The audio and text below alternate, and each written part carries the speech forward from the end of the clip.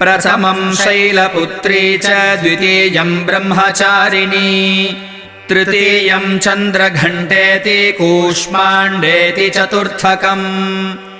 पञ्चमं स्कन्दमातेति षष्ठं कात्यायनीति च सप्तमं कालरात्रीति महागौरीति चाष्टमम् नवमं सिद्धिदात्री च नवदुर्गाः प्रकीर्तिताः उक्तान्येतानि नामानि ब्रह्मणैव महात्मना अग्निना दह्यमानस्तु शत्रुमध्ये गतोरणे विषमे दुर्गमे चैव भयार्ताः शरणं गताः न तेषां जायते किञ्चिदशुभं रणसङ्कटे नापदं तस्य पश्यामि शोकदुःखभयं न हि